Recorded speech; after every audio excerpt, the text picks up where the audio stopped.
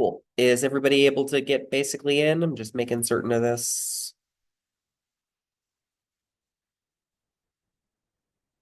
Yep, we're looking like we're starting to see a bunch of people. So your name's on the list. Make certain it is. Please.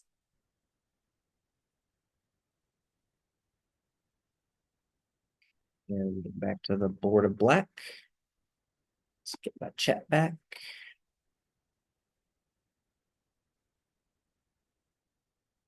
Okay, cool. Any questions that came up with any of the readings, if anybody did it? Did anybody do the readings? I did. Cool. Very cool. Was it a hard book to read? Difficult compared to the other ones? It wasn't too hard. I could understand it, although I did fall asleep a little. But I think that's less the book and more me having a short attention span. But I finished it still. Preach. Absolutely preach. I get it. Yeah, I have similar issues as well.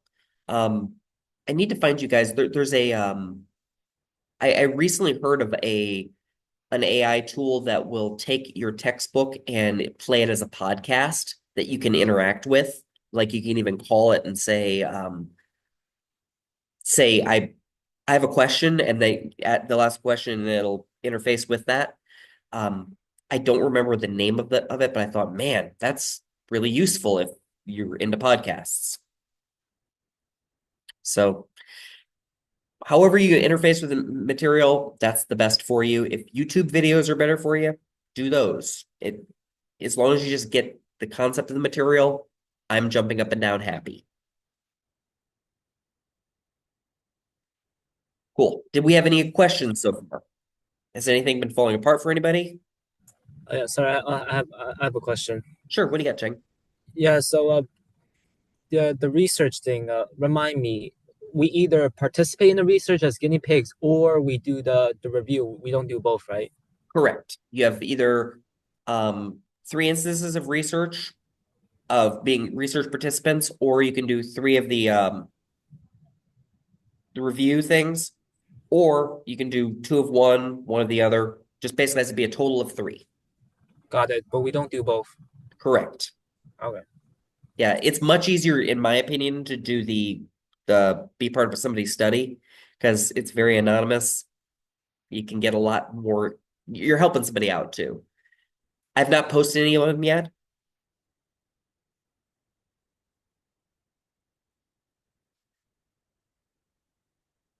Yeah, I did say that there was not any official reading. I said if anybody really wanted to jump in on it, this is what we're going to cover today.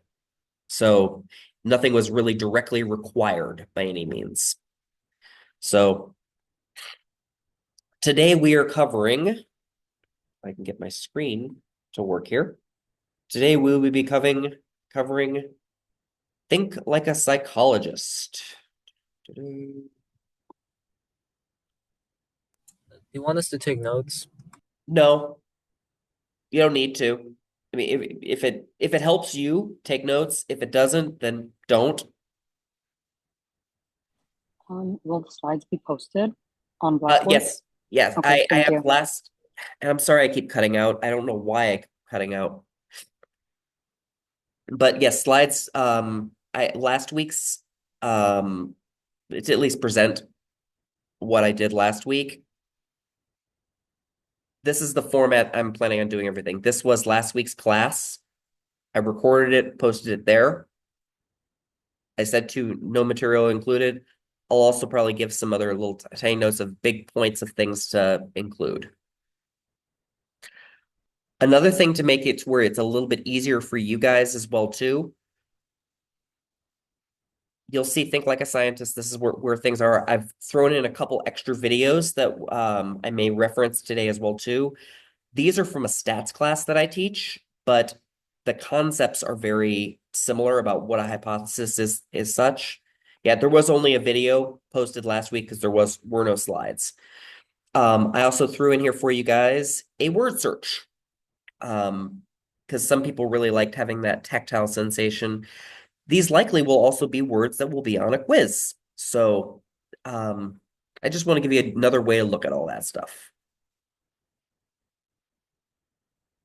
I'll be posting both.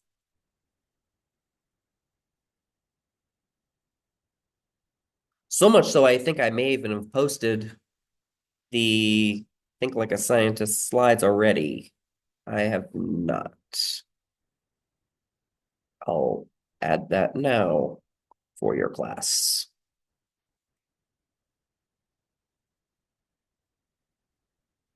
No, I did put that. I'm certain I put that in here. Yeah, it's under class meetings. Maybe I didn't. Okay, well, here, I'll put that now.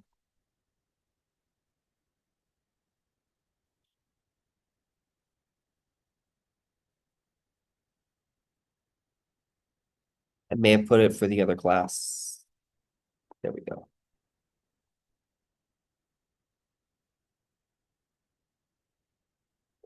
I will also put the recording as well, but there's what we'll be covering for the lecture today. Leah, Question, are the slides that you're presenting available to us on Blackboard? they are as of 2 seconds ago. Okay, thank you. Yeah, it's right there under class meetings. So, and you'll see them in this format. Basically, what you'll get is you'll see the recording, which will be done after today, then the PowerPoint, or the PowerPoint, then that. But you'll see all of these. I may at some point go in here and I may go in here and add some more in there too. Yeah, the homework that I suggested was to just get in read some history of psychology. I'm going to cover today Think Like a Scientist. That's the main thing, but the history of psychology does actually connect to a lot of this as well. Sound good? Yes. Cool. I'm gonna try to be engaging as much as possible. It's gonna feel a little bit different than last week. I'm experimenting as well with you guys to find out what works, what doesn't work. If you absolutely hate anything I'm doing, please let me know so I can make it more engaging, less engaging. Just let me know if you like how you're getting the material. So I'm gonna start my little presentation-y thing. Let's get this open. Cool. So we are starting. I'm going to minimize that slightly for my own screen. Come on. Oh, be that way. There we go. Okay. So today we're going to talk about what it's like to be a psychological scientist. We use the scientific method very strongly in psychology, and we've built up a lot on this. And for any of you that read through the history of psychology, you'll see that it has a lot of basis in philosophy, in something that's really hard to measure. And the big thing that we're really moving for with psychology is being able to measure these type of things. So that's the main thing that we want to try to hammer home on this. We want to talk about, well, what is psychological science in the perspective of how we actually study it. Next page. There we go. So we'll do a little introduction, and in this section, we're going to start just with a very quick breaking into group things. I want to ask the question, what does it mean to be healthy? You guys have all sorts of different definitions of that. And the problem is that if we're trying to make a theory about what it is to mean to be healthy, we kind of need to get some information about what people think is to be healthy, because there's a lot of different perspectives. So I want to break into 3 different groups, take about 10 minutes, just to have somebody, and I want to get out of every group just like a small Word document, or post it into the chat when we're finished, terms that are associated, or things that are associated with being healthy. Like, what are healthy habits? What does it mean to be healthy? Does that sound like a good thing to start with for everybody? Yes, please. Cool. I've got to get a little spiel. Oops, there we go. Breakout rooms. There we go. So we have three different rooms. I'm not certain if it's automatically going to assign you guys, but we have a group called the Mongooses, the Travelers of Blues, and the place where Freud's mother sent him. So wherever you guys want to go, if it doesn't automatically put you there, try to evenly disperse yourselves, please. See ya in, let's say we'll meet back at 1:15.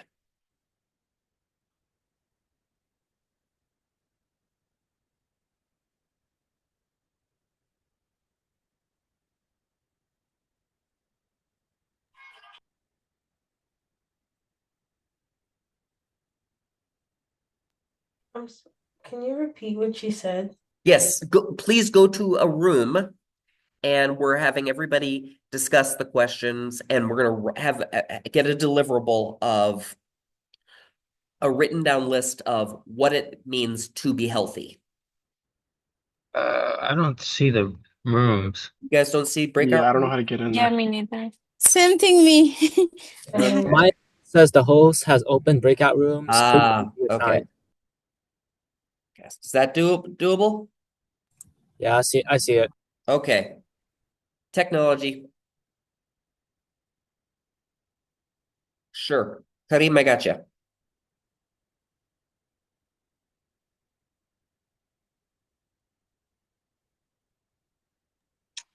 Professor, I'm still not seeing the breakout rooms.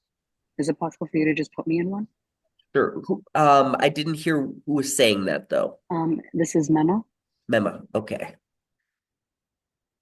Mema.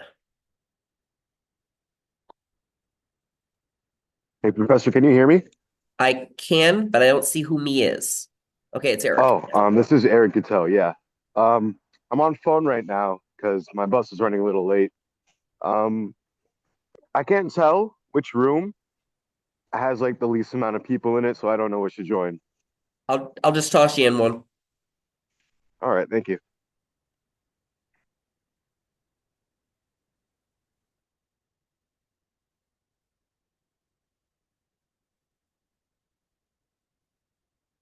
I got you.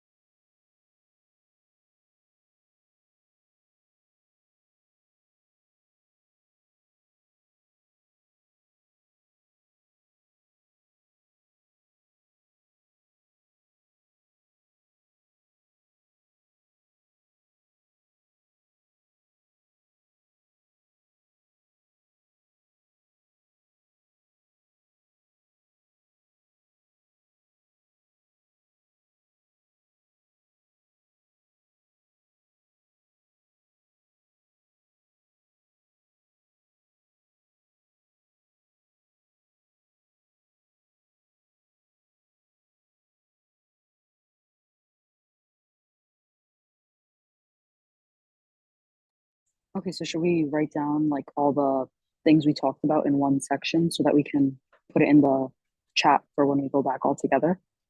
You think he's gonna ask us about it?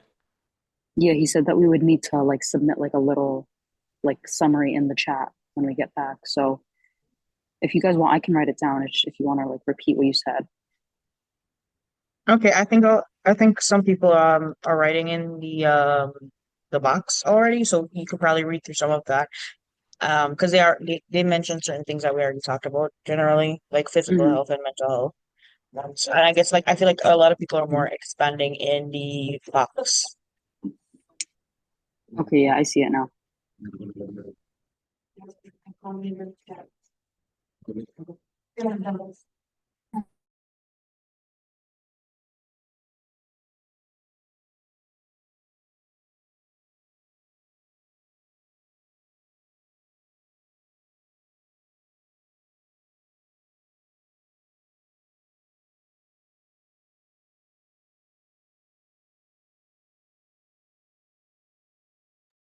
So I got a question.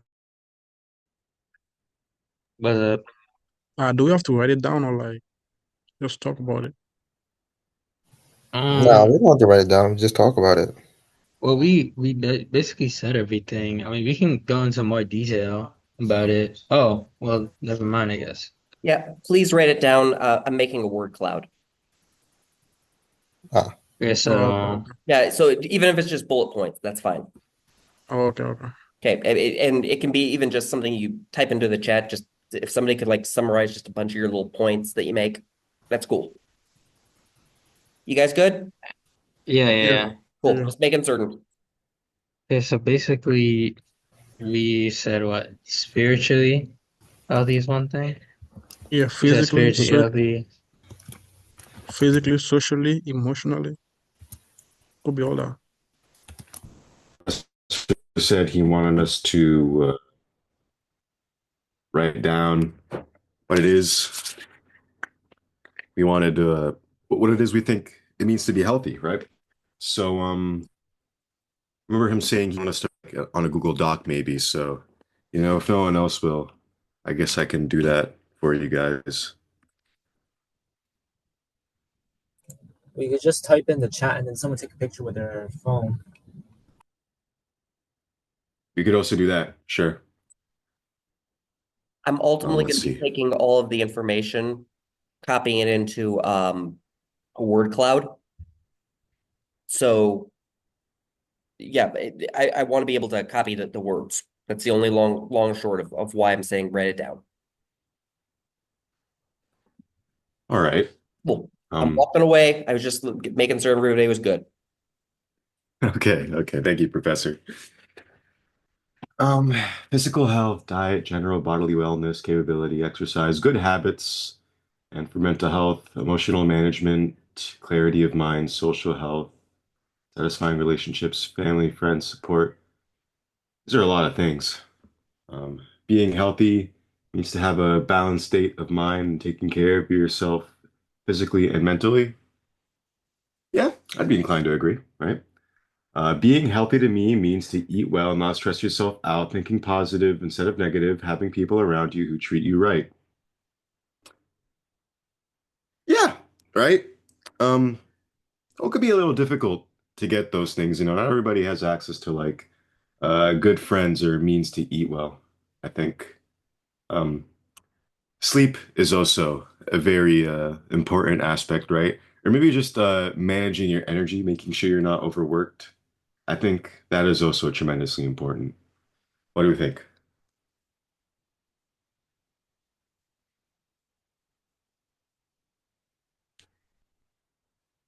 Agree? Yeah, thank you. Sleep is very important. Yes. I've been realizing that recently because of the break.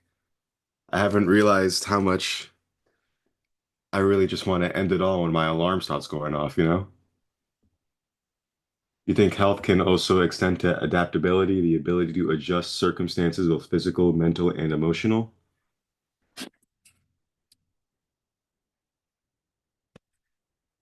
Let me just read that again.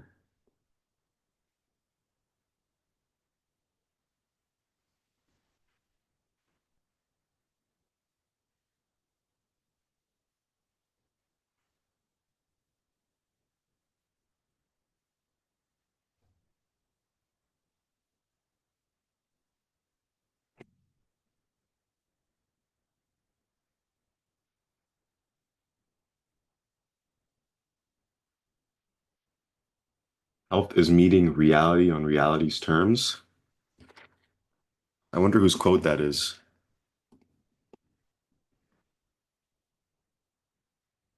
Managing stress is also a very important part of health, considering it can affect your lifespan. Yeah, it's always one thing I've always hated about stress, just how much of a toll it can take on your body. It's not fair sometimes, but it is what it is. These are all good points. Can someone try and put them all into one message and have it ready for when we go back? Okay, I can try. Let's see here. Making sure you eat well. Try to just copy paste everything that's in the chat if it's there, and then anything that was just said, type in those extra things. All right, you're the boss. Oh no, I'm not. I'm just pretty. Yeah, okay. At least that's what How my do we wife says. leave the breakout rooms? Yeah, we're gonna be leaving in a couple moments. No, like how do we leave? I just click Oh, I'll click close them. Oh,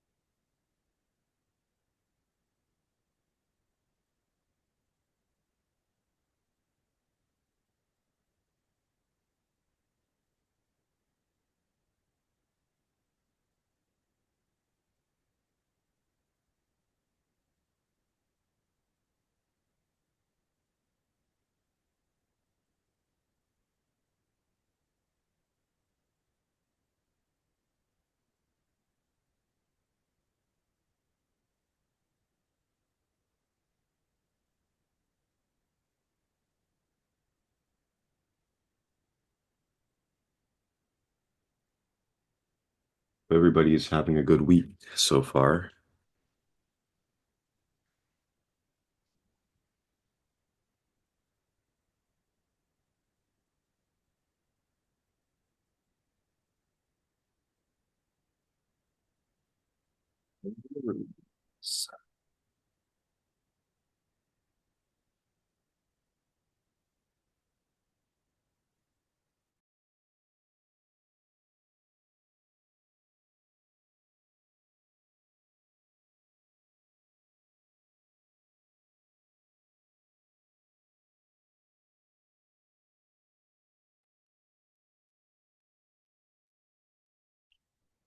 I think we're all back now, right?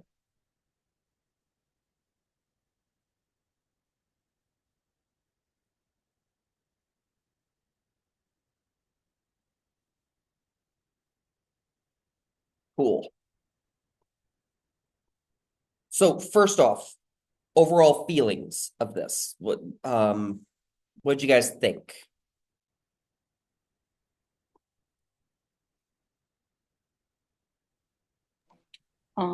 Well, my group talked about like how there's different like aspects of healthiness to our lives. Like we can be like spiritually healthy or like mentally healthy, physically healthy. So it really depends from like person to person how you think of being healthy. But like I feel like in general there are like similar ideas like being physically healthy, like what's it called? Like you feed your body the nutrients it needs, you make sure you're having enough water, you're exercising, that kind of stuff.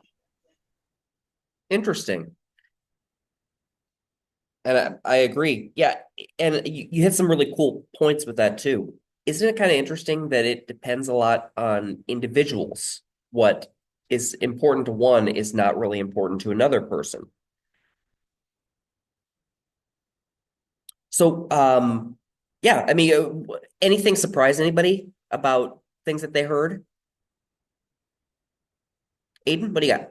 Um, I heard the point on being socially healthy, Mm-hmm. and I was like, I never thought about that. That you could like since you were talking about individuals, I was like, I never thought about the idea of being socially healthy as a health thing. And that's actually one of the reasons why last week I really listened to what you guys were saying about the fact that your class was actually went from being in person to Zoom. You have less social interactions. That actually was something that harmed your health. So being able to hear about that, to talk about it, I was trying to mitigate some of the damage that was being done there. So yeah, you guys had an affront. We should talk about that type of thing. Evan, what do you got? Um, Somebody said something about sleep, Mm-hmm. and I was just reflecting that it didn't immediately come to my mind as a big part of health, even though it really is, and it's like a third of our day, or is supposed to be. Yeah, it's shocking how much sleep actually happens. Physiologically, when we sleep, that's when our body heals. And it's I mean, I'm talking not even just the mind, the physical body, when it goes into that state of rest, it's resetting, it's letting all of the other systems just do what it naturally needs to do. That's when all of our hormones start to actually really get the full regulation. We need to have downtime. If we don't, we get very, very, very sick. So it's sleep is highly, highly important. It's actually anytime you're doing any type of stress study, it's always good to have that as a control measure to find out how much people are sleeping. Because if you have a bunch of people that are getting 2 hours a night of sleep and it's interrupted, that's a problem. Clinically, we actually go even further, asking how many hours of sleep do you get? How many times interrupted are you getting in your sleep? And how often do you dream? Because the REM sleep actually helps a lot with the subconscious mind to allow us to actually heal. So sleep is massively important. So yeah, I'd love to see some of your guys' comments. So could you post some in the chat? Oh, even better, Eric, you're amazing. Okay. Gonna copy paste that. Give me my screen back.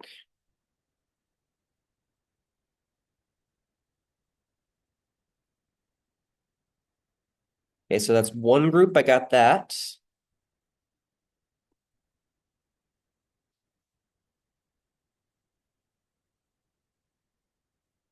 So it's already there. Cool.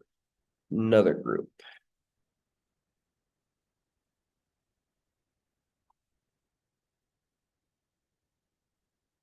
Could somebody else send me either a chat, text, something like that too, of what else you got?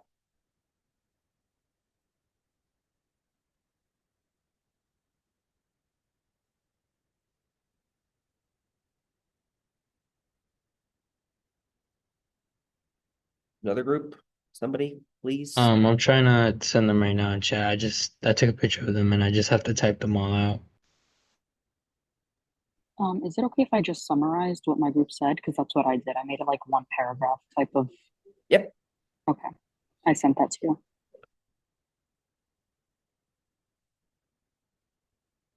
Cool.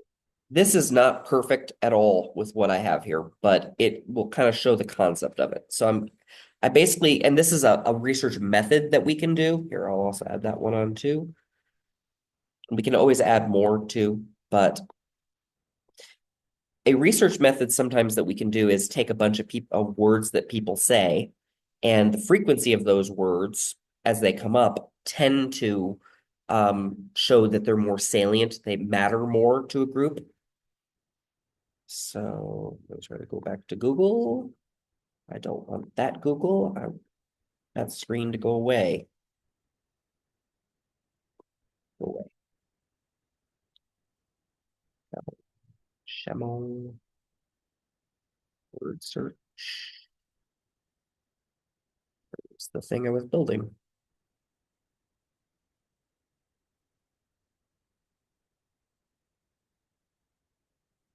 Here, we'll just make a new one. A word cloud generator. Free. Yeah.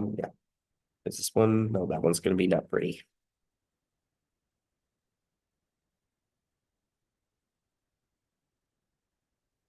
it cost anything? Good. Okay, good. I'm just pasting in all of our content, and I'm going to. There was a couple more that was sent in. I want to get everybody's comments. Come on. Wait. There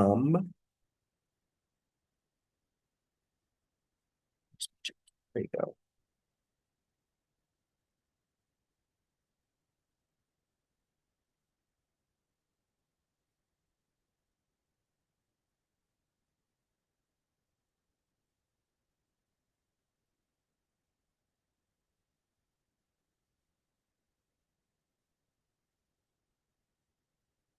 And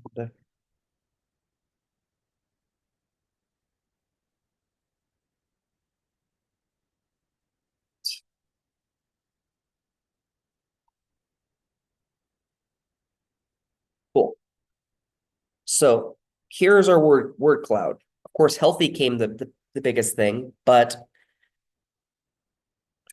what's kind of interesting about this is, I mean, well, what do you guys see as interesting? Words that kind of step out here.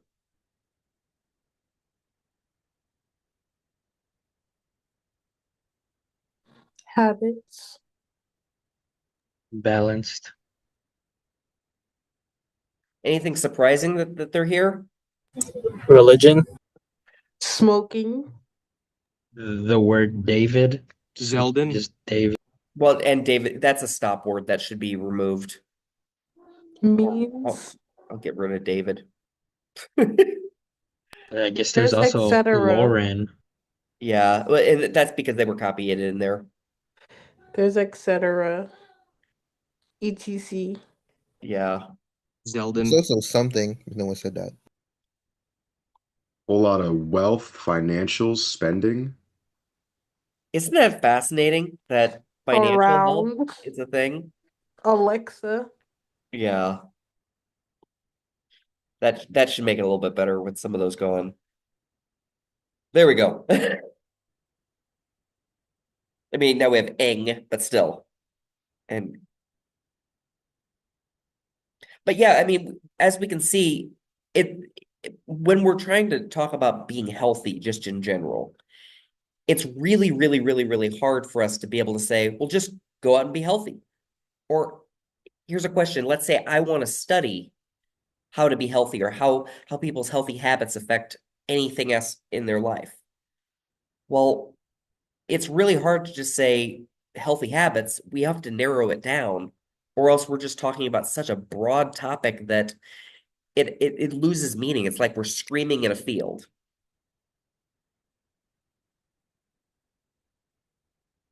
So yeah, there's some of, and what's interesting too, in some cases, is some of these may actually be more beneficial to others.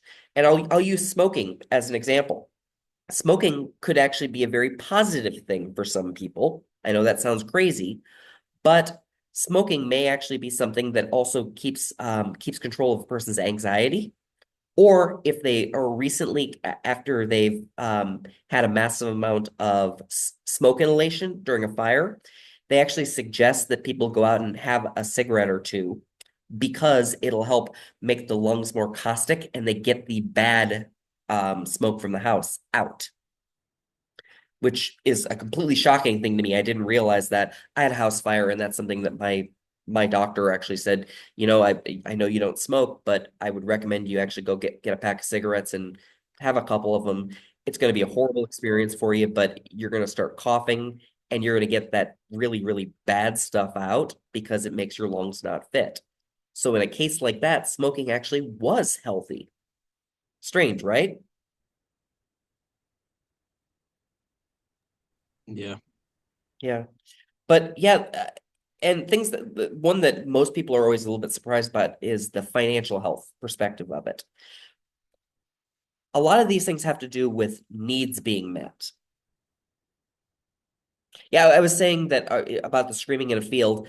If we're just trying to say I'm studying healthy habits, or just not healthy habits, health in general, there's so many things that you're studying. it's like you're just screaming in a large field and you're not really being able to be heard and have any real meaning because there's not anything focused about it. So there's no real connection with it. Yeah. And again, with the smoking thing, it's I'm not saying smoking is healthy for anybody in any major capacity, but there are times where it's actually something that is indicated. There's some recent studies too saying that nicotine is actually something that can be very helpful with treating ADHD. And there's some medications that are being that they're being created for treating ADHD associated with that. The problem is that all the other additives and such in cigarettes, cigars, other things like that too are just horrible. So it's not like you can just go treat yourself that way because there's also a high level of addiction associated with those as well. But the main point of like doing this exercise is saying that it's really, really, really, really hard to study such a large topic because it goes in so many different directions. Instead, we've got to start getting a theory and a way to study something in a more narrow perspective. So I'll get back to said lecture material if I can find her. Here we go. So the first thing that we try to do is in any of these topics, we want to try to narrow our topic down and we want to make a hypothesis about a topic. So has anybody heard the term hypothesis before in science classes? I'm guessing you have in your high school experiences, right? Yes. Yes, please. Yeah. Basically, it's a question you're wanting to ask, and there's a whole bunch of different individual ways that we do this specifically in science, but based off of that hypothesis, we're saying we're going to inductively reason. We're going to say, I am saying based off of these experiences, I'm expecting such and such to happen. That's what's happening. And that's how we would test something. So let's say we want to go into some of our health things. Sleep was a great one. People's levels of anxiety. We could make an argument saying the amount of sleep people have will connect with the amount of anxiety they feel during the day. Cool. We would be able to test that because we could have people with a quick little survey say, how many hours of sleep did you have? How high is your anxiety today on a scale of 1 to 10? And we get a large enough sample of that, we could likely make a connection between those two and then test to say, was our hypothesis true, false, or do we need more data for understanding it? That's how we basically will handle anything dealing with psychology. We good so far? I mean, it's pretty straightforward. I have a question. Mm-hmm. Do we use the term null hypothesis in psychology or no? Very frequently. Absolutely. So much so Okay. that I have a video about that for you guys that I uploaded. So we probably will be talking about that in a couple more slides. So using the inductive reasoning concept, here's the kind of question. You can see this pattern that's going on here too. We got star, rectangle, star, rectangle, star. What likely is coming next for everybody's brain?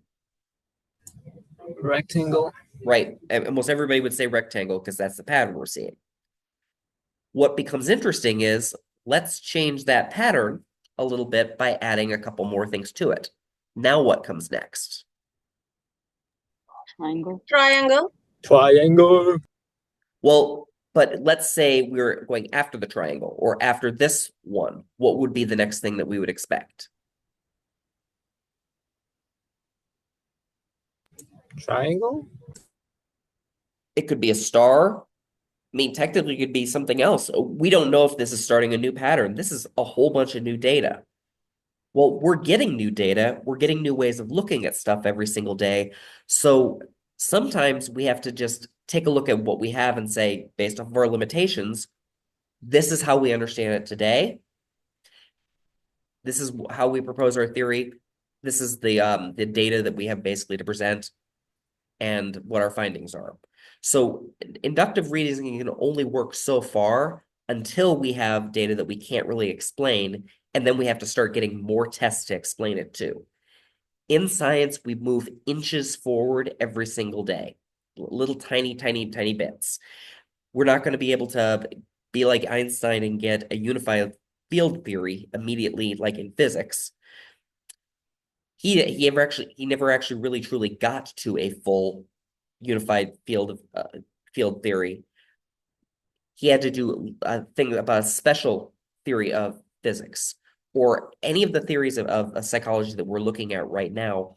Almost every single one of them have a little bit of a caveat for different groups. Different groups behave very differently, and sometimes we have to say why they don't connect with that. That would be like throwing in another rectangle in a circumstance like that, saying, well, everything worked until we started throwing in the fact that we're dealing with people that are under the age of 18. We then have to get another theory to start explaining that and build off of that as well too. With me so far? Yes. Cool. So with any of the theories that we're trying to do, we want to have a good level of accuracy that we're looking at. So we don't want to have it to where we're measuring something that we're not actually getting the real result on it. If we're looking at the amount of sleep and yet we're testing only how much people are eating, we're not actually getting an accurate representation. We could infer how much sleep they're getting off of it to an extent, because if we know they're eating every hour and they eat once an hour, and we find out that they ate 16 times during a day, we could possibly infer that they slept 8 hours. Possibly. It's not perfect. We have to get an accurate view. And sometimes we just work with the best that we have at a certain point. At one point, we had a view that the world was geocentric. The Earth was the center of the entire universe.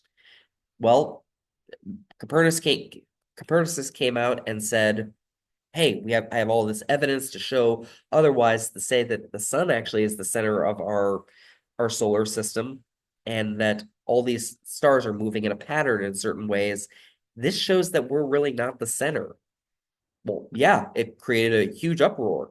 Lots of people were killed over that type of statement.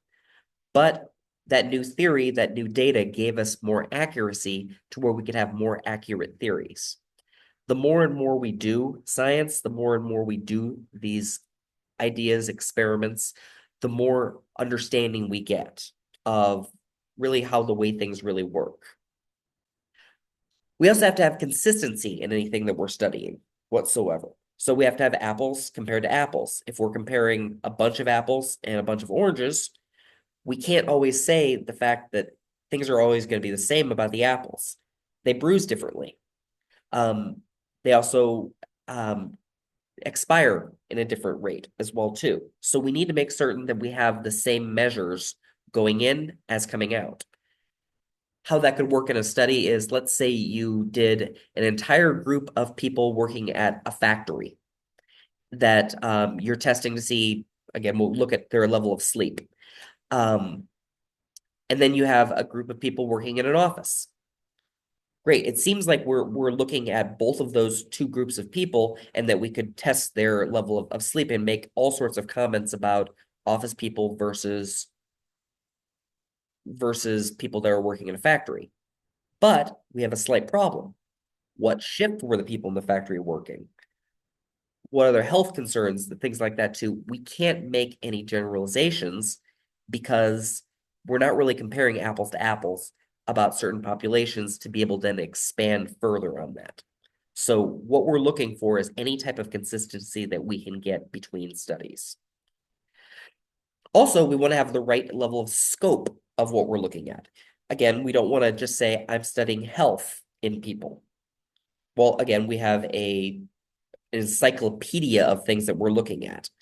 The image that we've got here is an actual image of neuroplasticity. It's something that's recently been a big thing that we've come up with in psychology.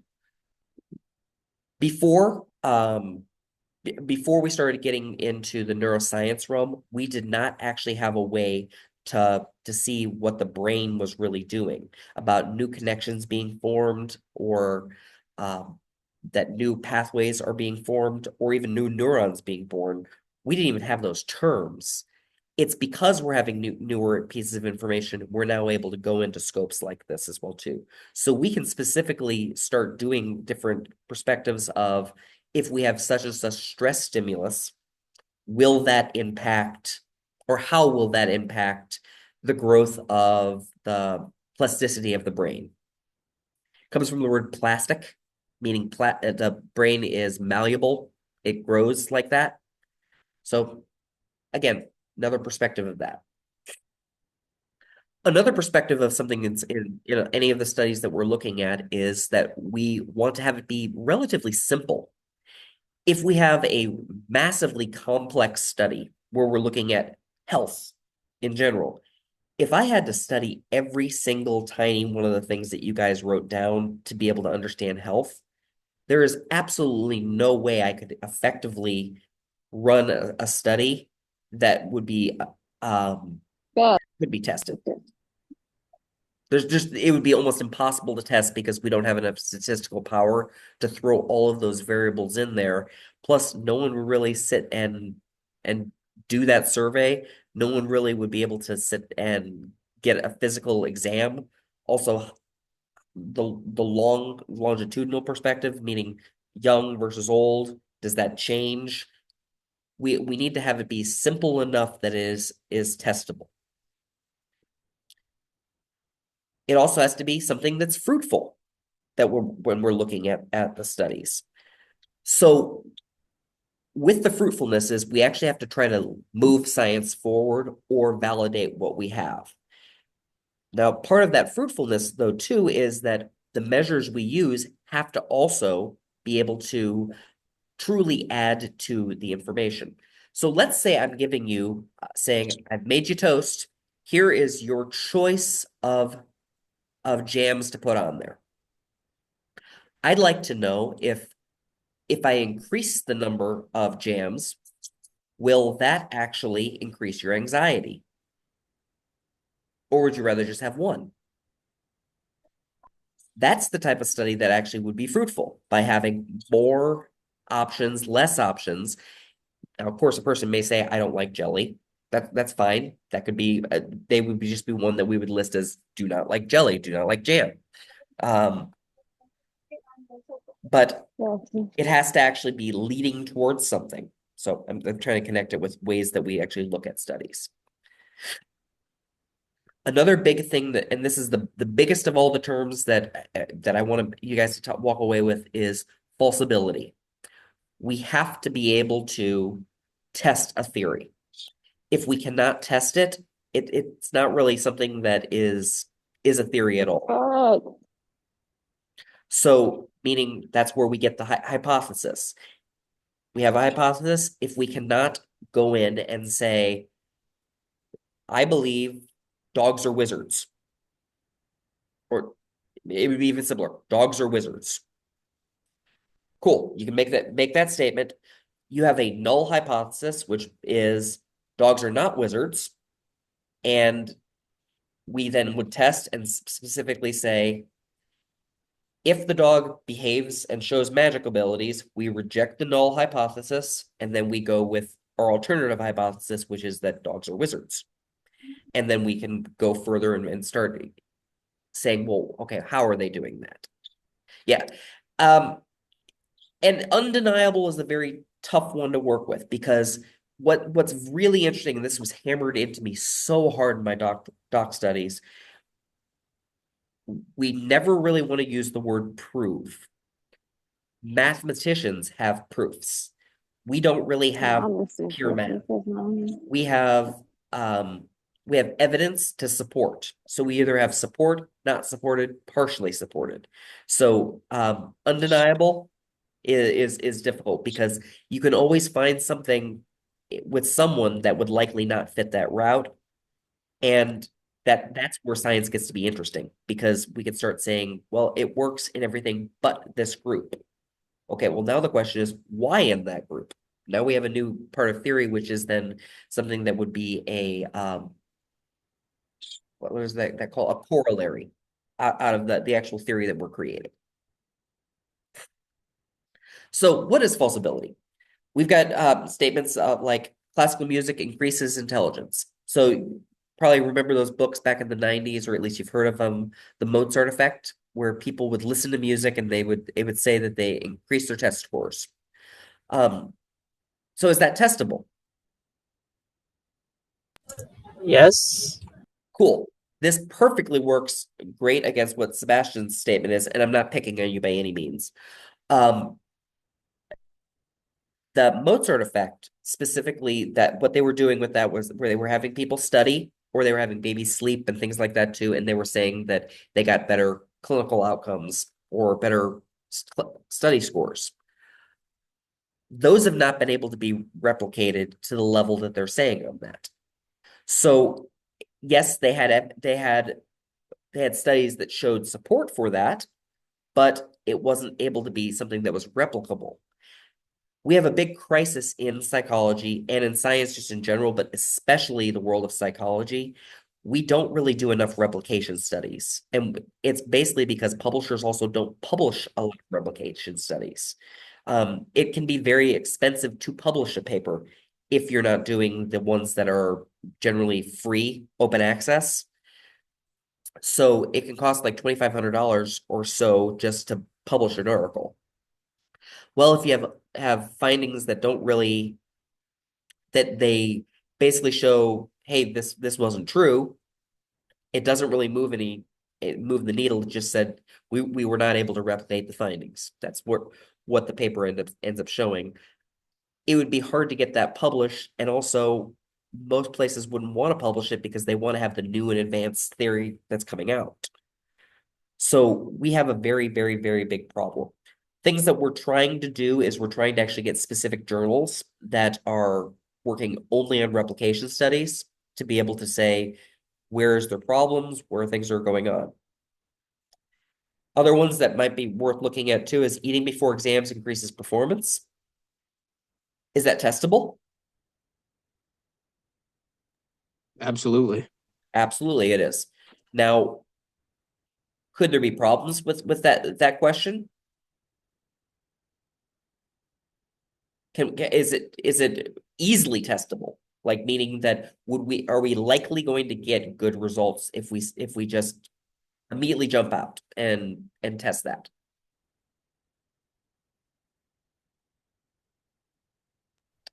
I'll use an example.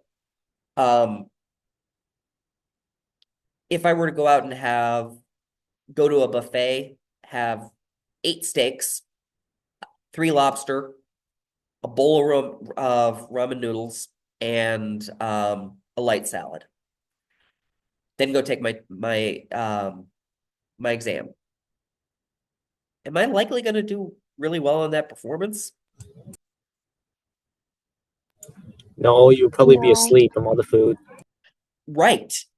So is it too much, too little? How do we actually make it to where it's falsible? We almost need to actually say, does eating blank before? And we could say blank meaning a certain time before, a certain type of food. We have to narrow it down. Sorry, like the screen froze before, so I couldn't hear. Yeah, could you repeat that, please, Yeah, we Professor? couldn't hear you. Yeah, man, I don't know what's going on with that. I think I'm gonna run a direct line to my laptop for next class. Yeah, basically you want to make this be a falsible statement. You would say eating before exam increases performance. You want to have a blank after the eating to have eating certain amount of time, or eating blank food, or such and such before exam increases performance would be a way to actually have it be falsible. So basically, like dwindling down any other external factors You want to to make narrow it down so it can be narrow it tested. down. Yeah, we almost always need to narrow it down. And I know this sounds kind of crazy with psychology because we're not going into like meat of psychology, but this is the way that we test a lot of these psychological theories. So I want you guys to know where we've come up with this. Eden, you had a question? Yeah, so falsifiable is basically like undeniable. Am I getting that wrong or no? Testable. Meaning, and this is where the null hypothesis thing comes in. The null hypothesis means nothing is different. So you want to be able to say we either accept that nothing is different, or we have to accept our new hypothesis. So it has to be testable in that way, in that it can be proven false. We have to admit that we're capable of being wrong, which is hard in itself.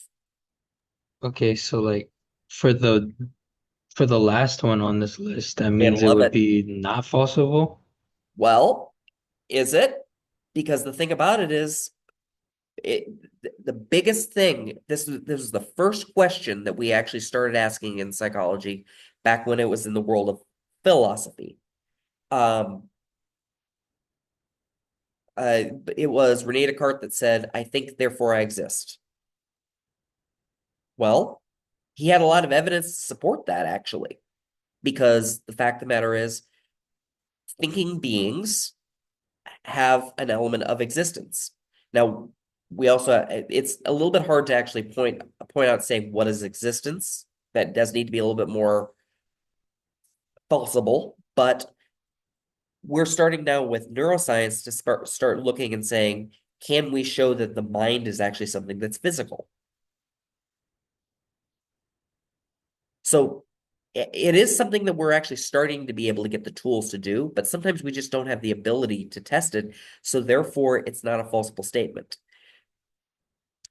We could then instead change. What would be some ways to change that? What do you guys think to make it to where we could do it? How could we test the mind does not exist? What are ways that we could make that falsible? What is the mind, for starters? Like, do you mean consciousness specifically, or the ability to think? I'm confused.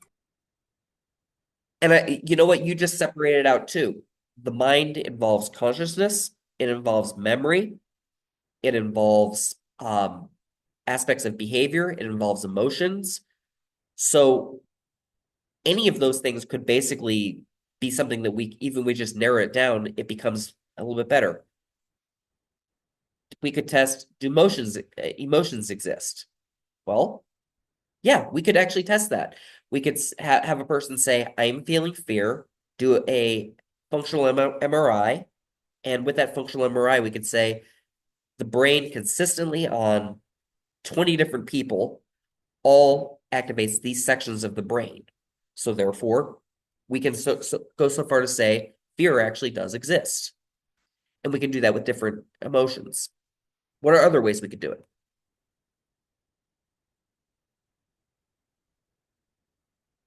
Focusing on the mind as in like the intelligence aspect, maybe like intelligence tests, Okay. IQ tests. So, and you know what? That's evidence to show about existence. Where did that information come from? First law of thermodynamics is that energy cannot be created or lost. We had to create that from somewhere, didn't we? Now, of course, we also have this view that we're also living in a hologram and such too. So there's existence in itself has its own meanings. They're interesting, but still. So part of what we're trying to do is, let's say we've got these things, that the information that comes in. We're going to make we have a research hypothesis, which says that we have a standing desk will increase productivity. We put together a test, and we are testing to say we have one group that's the experimental group. We give them standing desks. We also give the other group seated desks. They then have a typing task, and that's how we measure it. We'll do, and this is what we would probably do a t-test on this, comparing the two of them. Do you guys see any problems that could happen with the results here? Yes. Okay. What type of problems do we have? Well, what is productivity? What are we measuring exactly? The typing. So the words per Typing? minute, we're actually going to say words per minute on their typing. Oh, just okay. So we've narrowed down the variable to be able to say we're using this as a proxy for productivity. Possibly the group of individuals that are used for the project that could affect how it would go because Right? certain individuals might be able to um who would prefer because of like injuries or disabilities possibly would be able to do it or would not be able to do it. Right. Yeah, what happens if we have somebody that's in a wheelchair? Do we just assume we're going to have them at a seated desk? Is that going to affect their performance? The fact that they were excluded from that group? Mm, possibly. Also, let's throw out the two about the standing desks as well. Um, have these people ever used a standing desk? Do they know how to use it at all? No. Yeah, we're just throwing it at them and saying, go do this. Right now, we don't have a way to actually objectively measure this because we have to actually have a lot more things set up to narrow it down to say, this is actually truly what we are studying. So the boundaries of our research hypothesis could be really, really important. Now, I could make this be a very appropriate test by saying we're also, before doing all these things in their regular setup, we're going to do a pre-test to find out how fast they actually normally type. Because we may have in our standing group somebody that is just a rock star. They type 200 words a minute. Well, they're going to skew our entire sample. But if I normalize that out, it will show up as less of an outlier. So there's things that we need to do beforehand, and that's why there's so much math that's involved with psychology when we look at how we write up our experiments.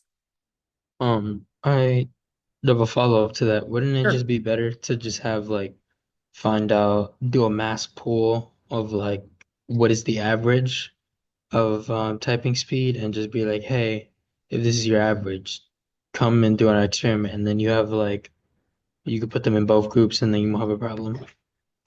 Oh, and that's actually what I was saying about normalizing it. We would get the average and then say, based off of the average, then this is to be the expected amount. It's added as a control from a math perspective, so it normalizes out the results. So yes, we're on the same page. You were completely right. I used a different term. Let's see if I can get to the next page. Come on, go on. Cool. So we have situations that happen. We've run our test. Yay, our results support our hypothesis. How wonderful is this? We can write this up and send it to a journal, and therefore it will become part of the primary literature. All students in the future will read this and know that we have the difference between these two people doing it. Beautiful, right? Well, what happens if we have a situation where it only supports a small group of people, but it doesn't really support everything? We have non-significance. First off, this study will probably never get published because it doesn't have positive findings. It has negative findings for that. We can, if we have something like, go back here, like this, we can take that data and then say, well, I have an alternative hypothesis. Since we have these different colors that are associated with this as well too, we could throw in gender. Maybe gender was something that was a factor if we collected that data. We can go through and get alternative things to say, well, is there something more here in the data that explains what really happened? So very often we have to gather more information than what we're actually really testing, because sometimes we may need it to be able to actually really interpret what's happening. Standing. And what if there's no difference between the groups?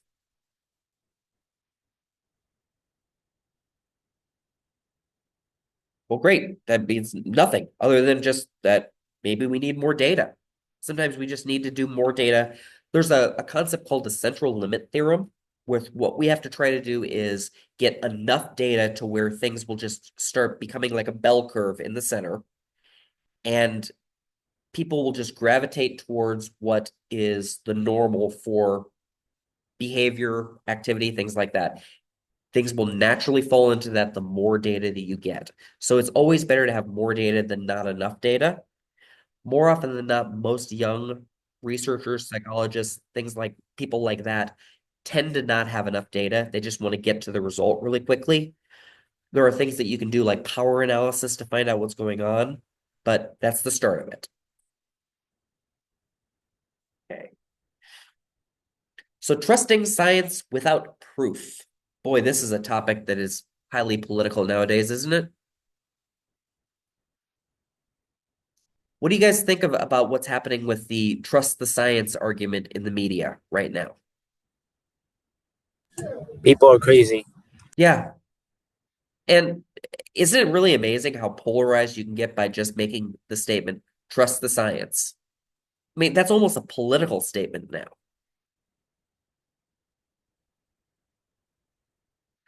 I've talked to many people that are hardcore right-wingers that are also scientists that anytime that somebody says trust the science, it sends shivers down their spines because we're supposed to question science. The purpose of anything that we see, we should be able to retest it.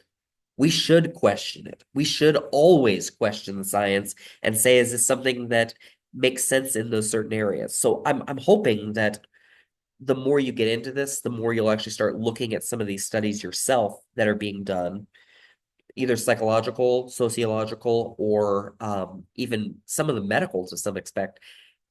And if it's something that you're dealing with medically, look at it and start to say that, did this actually apply to me? Is this part of my demographic?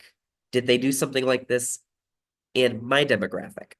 I mean, another strange example too is people that have sickle cell anemia. Most of the time, people would think that that is all of those of African descent. There is a small group of people that are from the Middle East, mostly in Saudi Arabia, in the Bedouin region, that do carry sickle cell anemia and sickle cell trait. You can't always make that point. So that's kind of where we are too. Yeah, we are about ready to run out of time too. I'm almost done too. So yeah, I started jumping into null hypothesis. I also had something in there about type 1, type 2 errors. Um, yeah, we have to have objectivity, yada, yada, yada. Give you guys the idea of what you need to do for next week. I did not like this class as much as last one. You guys agree? Yes. Yeah. Yes. What about it didn't work? Too traditional? You want more The activity? breakout room thing You was you like was a that lot. okay, cool. So activities not involving breakout rooms. Yeah, I didn't really lecture last week, and I wanted to see how a traditional lecture worked in this group. You guys are a lot more engaged. This needs to be discussion based. I've learned that. So I think I'll throw out I'll probably have like 5 or 6 slides for a lecture next week, and we'll just talk about it. Does that sound fair? Yes. Yes. Cool. That's Yeah. good. Cool. I'm very big about prototyping, so that's kind of what I'm trying to. I want to be better, so understand. I threw on here for you guys for your assignments for next week. The assignment is to go out and come on, basically go out and find a bunch of psychological research methods. Just find them. There is nothing that's deliverable on this, but this prepares us for the next class. So just prepare for the discussion, what types of research you saw, what type of biases, things like that.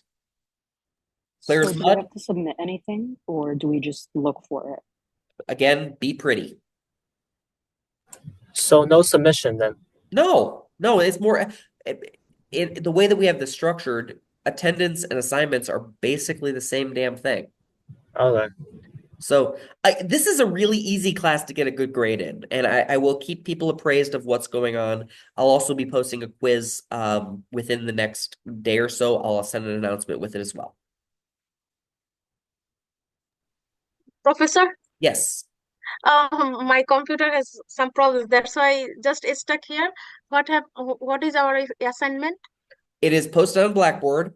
It's this basically, long and short of it is go out and find on the internet textbooks, talk to psychologists, find out what types of research methods there are. How do we actually study psychology? And types of research questions, things like that too. I want to have the entire lectures or discussion will be based off of this. So, Okay, thank you. yep, go forth, be fruitful, and multiply. Before we go, I have one last thing to ask. Bring Did it. you upload any online surveys or I have of not those? yet. No, Oh, I was trying to just figure out what I needed to do for today. okay, no. But Okay. you will be getting those. I'm trying to keep ahead of stuff and give you guys as many things as possible. Got it. Thank you. Not a problem. Have a good day. Abiento. Sorry I was boring today.